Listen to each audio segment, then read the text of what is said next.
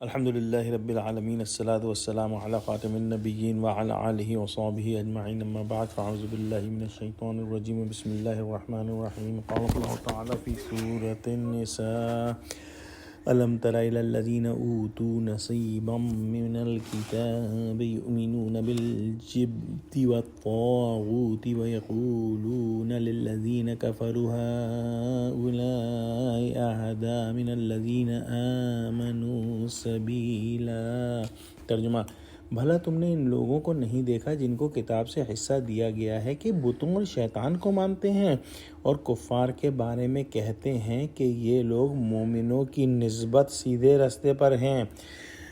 حضرت ابن عباس رضی اللہ تعالی عنہ سے نقل ہے کہ یہودیوں کے علماء اور رؤساء جو قبیلہ بنی نذیر میں سے تھے مکہ معظمہ پہنچے۔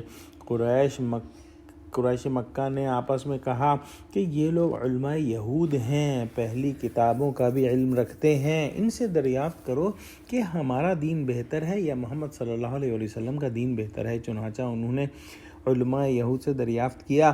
ان لوگوں نے یہ جاننے کے باوجود کہ قریش مکہ مشرک ہیں اور دین ابراہیمی کو چھوڑے ہوئے ہیں اور محمد صلی اللہ علیہ وسلم حق پر ہیں اور واقعی اللہ کے نبی ہیں، اور یہ بھی جاننے کے باوجود کہ قرآن حق ہے اور اللہ کی کتاب ہے، اور تورات کے اندر تمام نشانیاں پڑھنے کے باوجود اور ان تمام نشانیوں کو حضور صلی اللہ علیہ وسلم کی ذات منور کے اندر دیکھنے کے باوجود یہ کہہ دیا کہ اے قریش، تم لوگ محمد صلی اللہ علیہ وسلم سے اور ان کا اتباع کرنے والوں کی نسبت زیادہ ہدایت پر ہو۔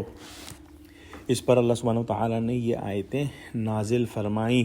یہودی جانتے تھے کہ محمد صلی اللہ علیہ وسلم سچے رسول ہیں، وہ تو آپ کی آمد کے انتظار میں تھے، لیکن جب آخری نبی بنی اسرائیل میں سے نہیں آئے اور بنی اسماعیل میں سے آئے تو پھر یہودیوں نے ان کو جھٹلا دیا اور ان کی آنکھوں پر پٹی بند گئی اور انہوں نے جو ہے حق کا راستہ چھوڑ دیا۔ جن لوگوں کے پاس تورات شریف کا علم تھا وہ جانتے تھے کہ حضرات انبیاء کرام علیہ السلام توحید کی دعوت دینے کے لیے تشریف لاتے رہے ہیں، اور یہ بھی جانتے تھے کہ شرک بدترین چیز ہے، اور یہ بھی جانتے تھے کہ قریش شرک کرتے ہیں۔ اس کے باوجود علماء یہود نے مشرکین مکہ کو ضد اور عناد میں آ کر داعی توحید صلی اللہ علیہ وسلم اور آپ کے صحابہ سے زیادہ ہدایت پر بتا دیا۔ جبت اور طاغوت کا لفظ جو ہے اس کی کئی ڈیفینیشنز کی گئی ہیں۔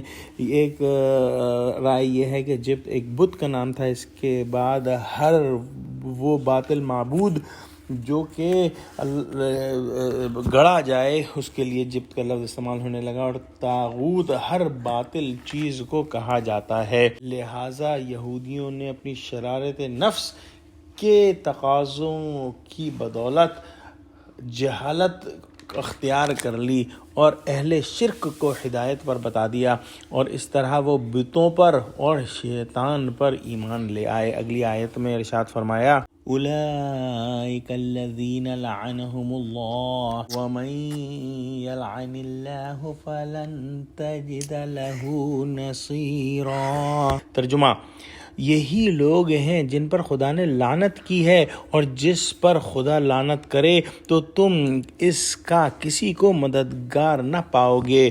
لعنت ایک نہایت بھاری شے ہے، اور اس کا مفہوم یہ ہے کہ اللہ سبحانہ وتعالیٰ کی رحمت سے دوری اور اللہ کی پھٹکار۔ تو جس پر اللہ کی پھٹکار ہو اور جو اللہ کی رحمت سے دور ہو، اس کی کوئی بھی مدد نہیں کر سکتا۔ یہی وجہ ہے کہ ہم کو سمجھنا چاہیے کہ کون لوگ لعنت کے مستحق ہیں، اور یہ لفظ جو ہے کسی بھی اور کے لیے نہیں استعمال کرنا چاہیے۔